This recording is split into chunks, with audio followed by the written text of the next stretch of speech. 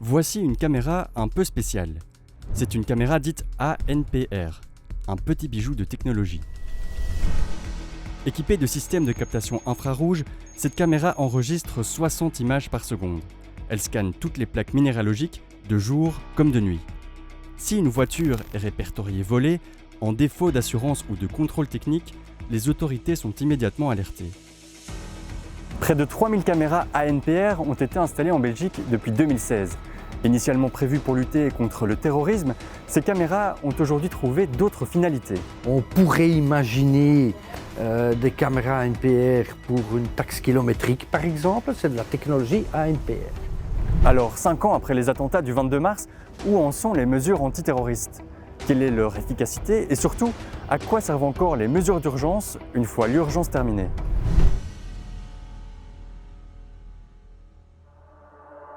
Le 22 mars 2016, la Belgique est touchée par 2 attentats simultanés. Ce que nous redoutions s'est réalisé. Face à la menace, le gouvernement n'attend pas. Le Premier ministre Charles Michel annonce une liste de 30 mesures pour lutter contre le terrorisme. On a essayé de renforcer à la fois les sanctions, de mieux doter les services de police et de renseignement et, le cas échéant, de mieux travailler sur le radicalisme. 27 de ces mesures sont aujourd'hui adoptées sous des formes variées. Certaines sont des adaptations du code pénal, d'autres une participation militaire dans la guerre contre l'État islamique. Enfin, certaines renforcent le dispositif de surveillance et refinancent nos services de sécurité. Ces efforts qui sont déployés en Belgique étaient nécessaires et ont certainement renforcé la capacité antiterroriste de la Belgique, c'est indéniable. Mais il faut prendre en compte aussi le fait qu'à partir de là, l'État islamique est en recul permanent et finit par tomber complètement. Et donc l'État islamique lui-même n'a plus forcément ni la capacité ni l'aura pour commettre des attentats. Et en fait, on voit que le nombre d'attentats, de manière générale, en Europe, est en déclin aussi. S'il semble évident de réagir à la menace, certains appellent à la vigilance, car la lutte contre le terrorisme est un exercice complexe, surtout pour les démocraties. L'État doit renforcer la sécurité de ses citoyens, tout en garantissant leur liberté individuelle. Face à une menace qu'on nous présente comme diffuse et presque existentielle, il devient difficile de s'alarmer de la multiplication de caméras parce que dans une période de crise, on admet plus facilement des méthodes et des mesures intrusives à ce niveau-là au nom de la sécurité. 3 mesures sont pointées du doigt. Les caméras ANPR, ces caméras qui scannent votre plaque. Le PNR, un registre qui stocke les données personnelles des voyageurs. Et enfin, la récolte des données téléphoniques par des opérateurs de télécom. Ces 3 mesures renversent complètement la logique des méthodes de surveillance. On passe d'une surveillance ciblée à une surveillance généralisée. Ce sont des constitutions de bases de données a priori indifférenciées et généralisées de l'ensemble de la population. Et ça, c'est quelque chose de très neuf, quoi. Normalement, quand on lutte contre un phénomène de criminalité, le principe, c'est normalement de cibler les personnes qui sont suspectes et ensuite d'utiliser les moyens par rapport aux personnes qui sont suspectées. Ici, c'est l'inverse qu'on fait. Dans le contexte terroriste, ce qui s'est passé, c'est qu'on collecte énormément de données de l'ensemble de la population sans cibler une personne qui fait l'objet d'une suspicion. Donc ça, c'est un élément du point de vue du droit pénal, si je puis dire, qui pose question. Tout cela semble peut-être un peu abstrait. Alors passons à la pratique. Depuis les attentats de 2016, est-on tombé dans une société sécuritaire ?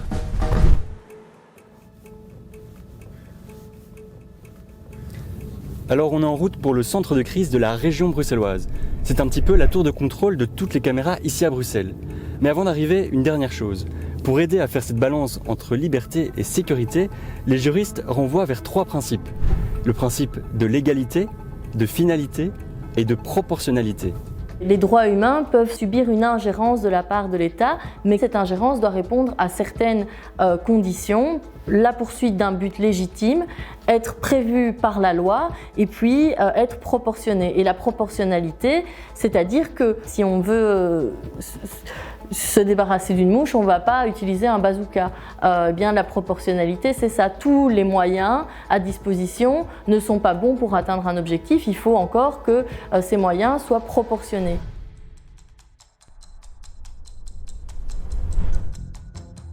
Nous voici donc au centre de crise de la région bruxelloise. C'est ici que se réunissent les responsables de l'ordre public en cas de crise. Nous faisons la visite avec Yves Bastarts. Quel est l'objectif? C'est de donner une réponse cohérente, uniforme par rapport à une crise. Que la décision qui se fait ici soit bien immédiatement traduite d'une façon uniforme sur le terrain. Les opérateurs du centre ont accès à toutes les caméras de la région bruxelloise et sont aidés par de l'intelligence artificielle. On a également installé un certain nombre de logiciels d'analyse d'images qui permettent de simplifier la vie de l'enquêteur, où on va expliquer ou dire au logiciel ce qu'il doit détecter comme étant éventuellement suspect. Si les gens se rassemblent, donc il y a trop de pixels à un certain endroit pendant trop longtemps, il faut faire une alerte. Et cette alerte, après, on décide ce qu'on en fait. Pour mieux comprendre la puissance de ces logiciels, une petite mise en situation. Voilà, on est en route pour le centre de crise et on a fait exprès d'emprunter un axe équipé de caméras ANPR. Il y en a plus de 300 sur l'ensemble de la région bruxelloise, dont une juste ici. Et on va voir tout de suite ce que ça donne de l'autre côté de l'écran. Voilà, ça c'est les résultats. Vous voyez ici qu'il y a 174 lectures de cette plaque qui ont eu lieu. Le but de la caméra ANPR, c'est vraiment de lire des plaques. Elles sont positionnées pour la lecture de plaques, pas pour le reste. Alors on voit évidemment le véhicule, ce qui permet de reconnaître le véhicule, vérifier que le véhicule est le bon. Ce qui se passe à l'intérieur du véhicule proprement dit, il faut mettre en place d'autres technologies, d'analyse d'images, de recherche de comportement et des choses dans le genre, qui aujourd'hui ne sont pas dans le cadre légal et qui ne sont donc pas appliquées ici non plus.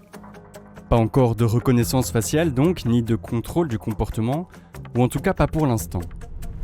N'empêche que ces caméras servent aujourd'hui à d'autres fins que la lutte contre le terrorisme. Et pour certains, c'est déjà un abus. On met en place un système fédéral, national, pour lutter contre le fait que des terroristes puissent traverser notre pays. Bon, ok, il faut les trouver. Maintenant, on se rend compte que ces mêmes technologies sont utilisées maintenant pour mettre des amendes à des infractions de stationnement ou pour vérifier si une personne a une assurance. Alors non, c'est très grave de ne pas avoir d'assurance au volant, mais est-ce que pour autant il faut profiler l'ensemble de la population belge? Une question qu'on peut se poser. Alors reprenons les 3 principes censés guider l'équilibre entre liberté et sécurité. La légalité, la finalité et la proportionnalité. Si l'on observe les 3 mesures dénoncées en 2016 à la lumière de ces principes, certaines questions se posent. Tout d'abord sur le principe de la légalité.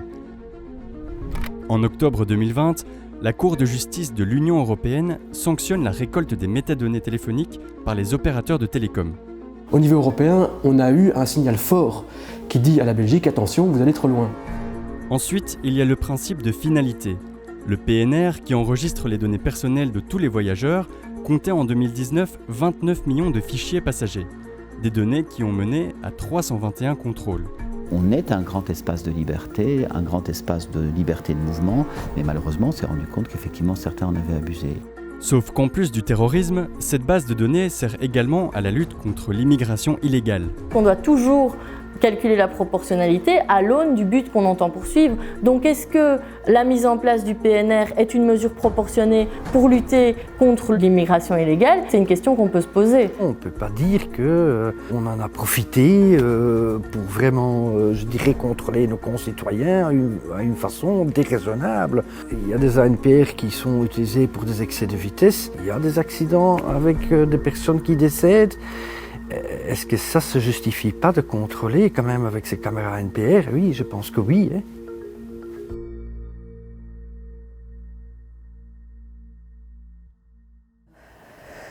Je crois que ce qui est peut-être difficile, c'est d'admettre que le risque zéro en matière de terroristes ou en matière de sécurité n'existera jamais.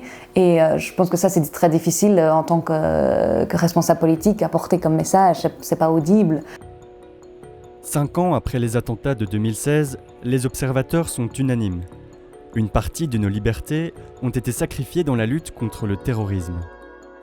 Aujourd'hui, alors que le monde fait face à la pandémie de Covid-19, ces mêmes observateurs rappellent que les mesures de crise survivent à la crise et peuvent à terme être utilisées à d'autres fins. On évolue de plus en plus vers le big data. Donc ça permet de détecter des signaux qui nous échappaient auparavant, donc c'est quelque chose de tout à fait utile à ce niveau-là, mais qui effectivement suscite un certain nombre de questions et d'inquiétudes tout à fait légitimes. Et c'est tout le rôle notamment des ONG qui suivent ça de particulièrement près pour rappeler aux législateurs quel était le rôle, l'intention d'une loi à un certain moment donné pour éviter justement des dérives qui pourraient être inquiétantes à un certain moment.